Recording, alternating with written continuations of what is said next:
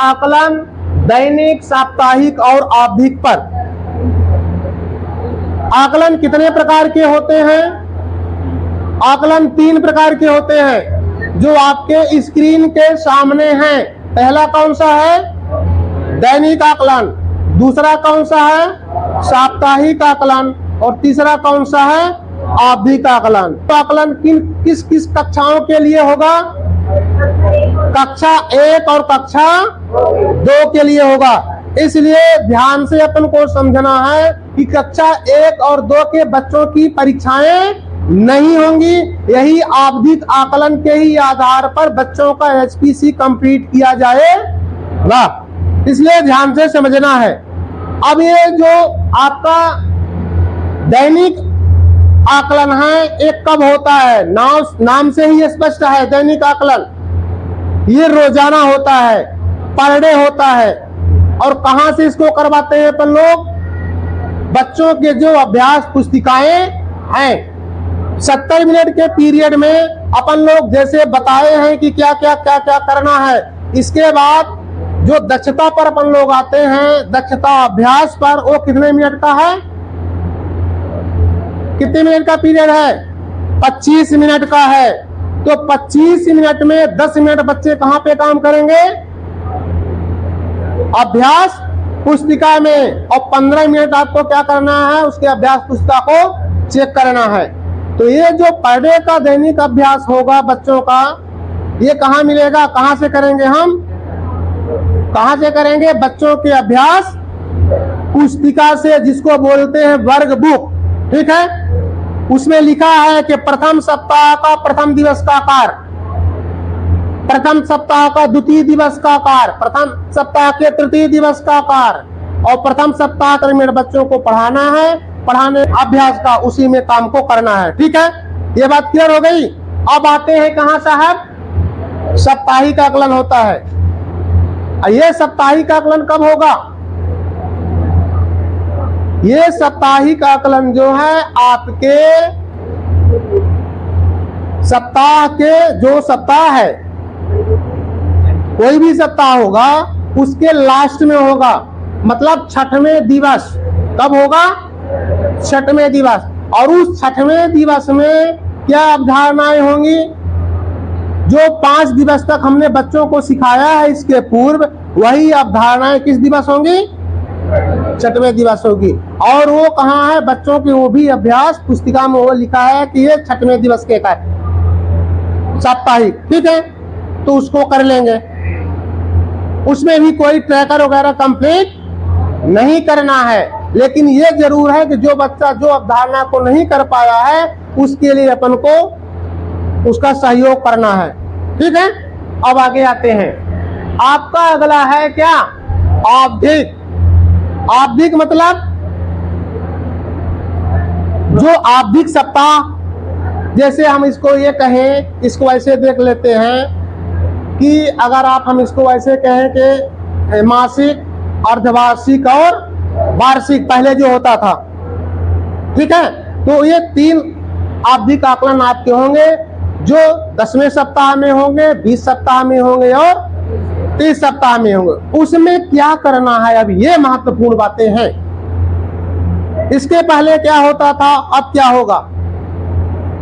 तो ये आवधिक आकलन में आपको क्या क्या करना है, ये बहुत महत्वपूर्ण बातें हैं, इसको भी समझना है। आवधिक आकलन हम मान रहे हैं कि हो रहा है 10वें सप्ताह में है। किस सप्ताह में? 10वें सप्ताह में है। तो 10वें सप्ताह का जब आवधिक आकलन होगा तो कितने सप्ताहों का होगा? सप्ताह 1 से लेकर के सप्ताह 9 तक का होगा। ठीक है ना, 10वें सप्ताह में। तो अब चूंकि एक सप्ताह में कितने कार्य दिवस होते हैं? 6 होते हैं। तो 6 दिवस भी अपन को बांटा गया है कि कब क्या क्या करना है। तो कब होगा ये आवधिक आकलन? 6 दिवस में जो आवधिक आकलन जो सप्ताह है, चाहे 10 हो, चाहे 20 हो, चाहे 30 हो, उसमें कितने दिन हमको करना है, किस किस कक्षा का आवधिक आकलन करना है। ठीक है, तो इसमें सप्ताह के प्रथम 2 दिवस, सप्ताह के प्रथम 2 दिवस में हमको कक्षा 1 और 2 के दोनों बच्चों को साथ में लेके आवधिक आकलन करना है। ठीक है, दोनों दिवस करेंगे। उसमें लिखा, ये ऐसा नहीं करेंगे कि एक दिन हम कक्षा 1 के बच्चों को करेंगे और दूसरे दिन कक्षा 2 के बच्चों का। अगर ऐसा करते हैं तो एक दिन, जिस दिन हम कक्षा 1 के बच्चों का अगर हम काम कर रहे होंगे तो उस दिन हमारे कक्षा 2 के बच्चे तो खाली बैठे रहेंगे। इसलिए हमको दोनों बच्चों को साथ में लेकर के काम करना है आवधिक आकलन का। अब का कितना करवाना है ये भी ध्यान देना है। तो बच्चों के आवधिक आकलन में उसमें लिखा है कि प्रथम दिवस के कार्य, क्या लिखा है? प्रथम दिवस के कार्य किस सप्ताह में, चाहे 10वां सप्ताह हो, चाहे 20वां सप्ताह हो, चाहे 30वां सप्ताह हो, आवधिक आकलन के उसमें लिखे हैं कि ये पहले दिवस के कार्य हैं। तो आप पहले दिवस के कार्य करा लीजिए कक्षा 1 के बच्चों को और कक्षा 2 के बच्चों को। और फिर क्या करना है, जब आवधिक आकलन हो जाएगा तो फिर आपको उसके वर्ग बुक को चेक भी करना है। उसी दिन जो प्रथम दिवस के कार्य थे, तो प्रथम दिवस के कार्य कराने के बाद आपको 15 मिनट का टाइम है, आप उसको क्या करेंगे, वर्ग बुक चेक करेंगे। जब वर्ग बुक चेक हो गया तो उसी दिन आपको, उसी दिन जिस दिन आपने काम कराया है प्रथम दिवस के, उसी दिन आपको तीसरा काम हो जाएगा ट्रैकर को भरने का। किसका काम हो जाएगा? ट्रैकर को भरने का। उसी दिन जो प्रथम दिवस के कार्य हैं, हमने प्रथम दिवस परीक्षा लिया बच्चों का, फिर इसके बाद वर्ग बुक को चेक किया। वर्ग बुक चेक करने के बाद क्या फिर करना है, ट्रैकर कंप्लीट करना है। इतना हो गया। और ट्रैकर कंप्लीट करने के बाद प्रथम दिवस के कार्य में ही प्रथम दिवस का समूह का निर्धारण हो जाएगा, उस अवधारणा का, जिस अवधारणा का हम प्रथम दिवस में परीक्षा लिए हैं। अब आते हैं द्वितीय दिवस। जब द्वितीय दिवस में हम आएंगे तो द्वितीय दिवस के भी हम जो कार्य हैं उसको बच्चों का पेपर ले लेंगे। आवधिक आकलन का मतलब जो अभ्यास पुस्तिका में है, लेने के बाद हम वही करेंगे बच्चों का। फिर द्वितीय दिवस वाले कार्य को चेक करेंगे और चेक करने के बाद हम क्या करेंगे, ट्रैकर में उसको कंप्लीट करेंगे। ट्रैकर में कंप्लीट करने के बाद हमको दूसरे दिवस के जो अवधारणाएं थी, उन्हीं दूसरे दिवस की अवधारणाओं का भी बच्चों के लिए समूह का निर्माण हो जाएगा। हो गए ना? तो कहने का मतलब कि जब आवधिक आकलन का हम 2 दिवस में हमको पेपर, बच्चों का आवधिक आकलन लेना है अभ्यास पुस्तिका में, बच्चों के अभ्यास पुस्तिका को चेक भी करना है, ट्रैकर भी कंप्लीट करना है, ट्रैकर के साथ साथ समूह का भी अवधारणा वाइज निर्माण करना है। ये 2 दिवस की बात हो गई। अब समूह का निर्माण कैसे होगा ये समझना है। ठीक है, समूह बनेंगे 3। समूह कितने बनेंगे? 3 बनेंगे। अवधारणा वाइज समूह बनेंगे 3। अब वो कैसे बनते हैं इसको पर हमको ध्यान देना है। अब हमको ये ध्यान देना है कि ऊपर उसको ट्रैकर को थोड़ा यहाँ आप देख लीजिएगा, आपकी स्क्रीन के सामने है कैसे समूह का निर्माण हो रहा है।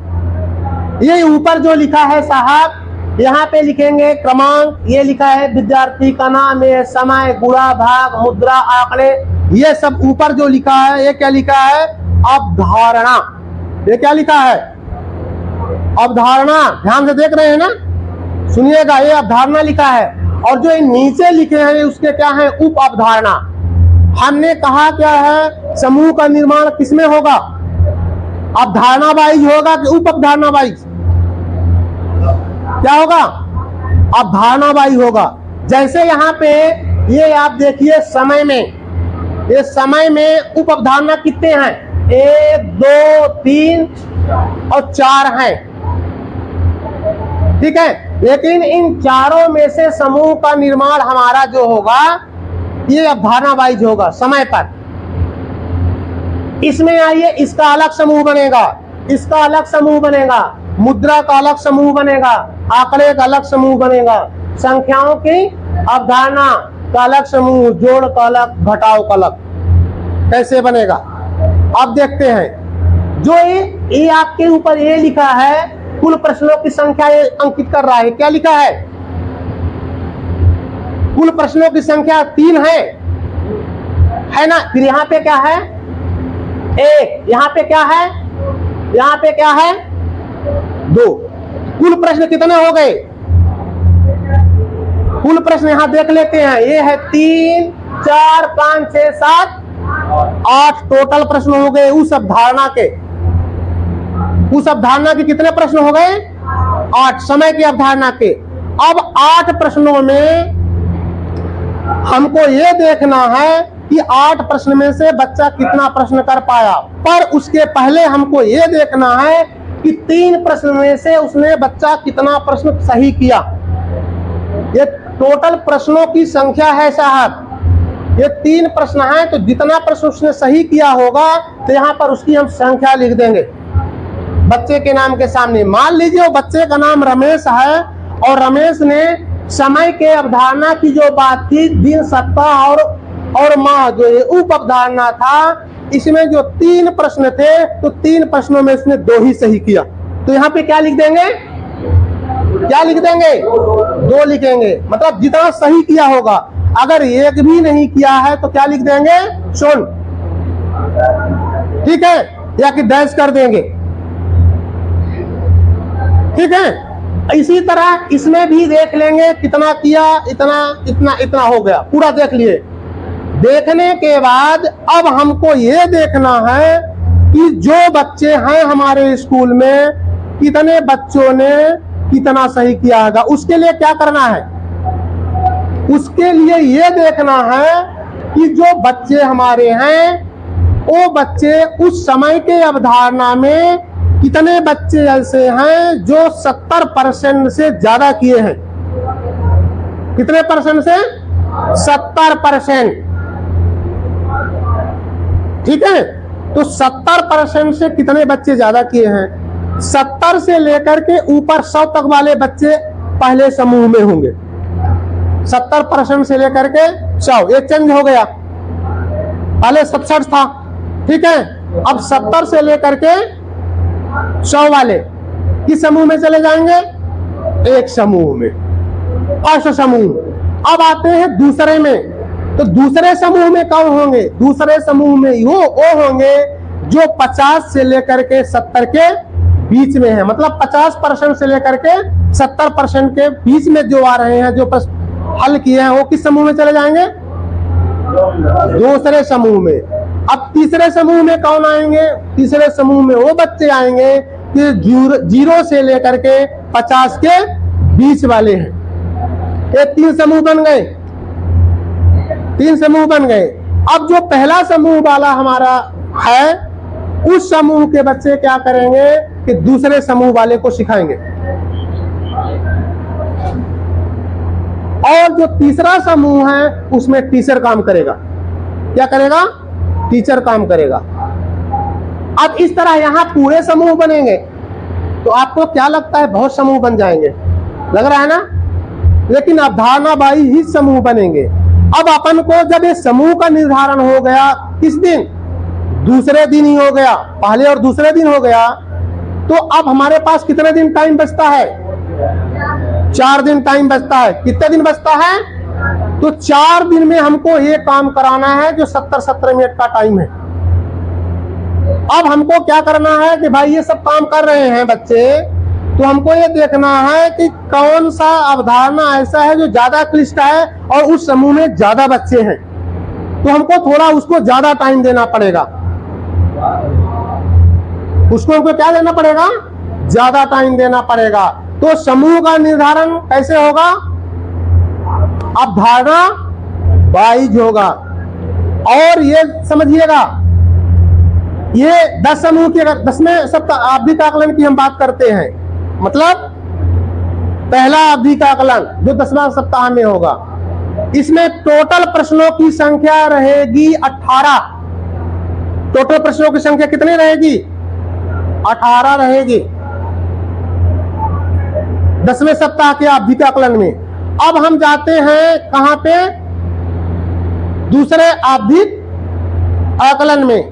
लेकिन ध्यान एक और दीजिएगा, जब आप बच्चों के वर्क बुक को चेक करेंगे, उसमें नीचे 3 सिंबल बने हैं। कितने सिंबल बने हैं? 3। एक है स्टार का, एक है थंब का, और एक का है मौजी का, है ना, स्माइल वाला। अब उसमें हमको टिक करना है इसी के हिसाब से। अगर 70 या 70% से ज्यादा है किसमें टिक कर देंगे? स्टार वाले में। 70 या 70 से ज्यादा और 50 से 70 के बीच है में तो कौन किस में टिक करेंगे? थंब वाले में। और 0 से लेकर के 50 के बीच हम किस में टिक करेंगे? स्माइल में। और अपना डेट डाल देंगे। ठीक है, ये बात समझ में आ गई। अब आते हैं हम सप्ताह आवधिक आकलन 20 में, मतलब दूसरे आवधिक आकलन में हम आ गए। मैडम, दूसरे आवधिक आकलन में भी प्रश्नों की संख्या 18 ही होगी। कितनी होगी? पर जब 18 होगी तो उसमें यह ध्यान जरूर दीजिएगा कि जब हम दूसरा आवधिक आकलन किस सप्ताह में होगा? 20वें सप्ताह में होगा। तो 20वें सप्ताह में होगा तो किस सप्ताह से किस सप्ताह के प्रश्न आएंगे उसमें? 11 से 19। गलत। उसमें 1 से लेकर के 19 तक के होंगे। 1 से लेकर 19 तक होंगे। 30% होंगे 1 से लेकर के 9 तक वाले। 30%। 18 प्रश्न में 6 प्रश्न कहाँ के हो जाएंगे? 1 से लेकर के 9 सप्ताह तक वाले हो जाएंगे। और 11 से लेकर के 19, ठीक है ना, 11 से 19 तक के 12 प्रश्न होंगे। तो 70% वर्तमान वाले के आवधिक सप्ताह के हो जाएंगे, ठीक है ना। और 30% पिछले वाले के हो जाएंगे। अब हम आ गए कहां पे? 30वें सप्ताह में। और जब 30वें सप्ताह मतलब अंतिम सप्ताह में जब हम हैं तो वहां प्रश्नों की संख्या हो जाएगी 24। कितनी हो जाएगी? तो फिर वो 30वें सप्ताह में किस सप्ताह के आवधिक आकलन होंगे? मतलब किस किस सप्ताह के? 1 से लेकर के 29 तक के होंगे। 1 से लेकर के 29 तक के होंगे। तो कहने का मतलब कि 6 प्रश्न आपके हो जाएंगे 1 से 9 तक के। 6 प्रश्न हो जाएंगे आपके 11 से लाकर के 19 तक के। और 12 प्रश्न हो जाएंगे आपके कहां से? 30वें सप्ताह में है ना। तो यहां से आपके हो जाएंगे 21 से लेकर के 29 तक के ये प्रश्न हो जाएंगे। तो कहने का मतलब हमारा जुड़ाव वहां से है। सप्ताह 1 से लेकर के भले हम हर आवधिक आकलन में हैं, लेकिन हर आवधिक आकलन में हमारा जुड़ाव पिछले वाले सप्ताहों से होते हुए आ रहा है। मतलब वहां के भी प्रश्न इसमें समाहित है। ये बात क्लियर हो गई सब। अब दूसरी बात और हम एक क्लियर करना चाहते हैं कि मान लेते हैं कि कोई बच्चा उस आवधिक आकलन के दरमियान नहीं आया, तो आप क्या करेंगे फिर? क्या उस बच्चे का आवधिक आकलन नहीं होगा? होगा। जब बच्चा आएगा तभी उसका आवधिक आकलन होगा। नाम ट्रैकर में हम लिख लेंगे। लिखने के बाद जब बच्चा आएगा तो उसका हम आवधिक आकलन ले लेंगे और जैसी स्थिति उसकी रहेगी उसमें ट्रैकर में ट्रैक कर देंगे। अब समूह तो बन गया साहब। 4 दिन तक वो समूह में काम होगा। अवधारणा वाइज होगा। समय को देख करके हाँ किस समय में कितना हमको किस अवधारणा में कितना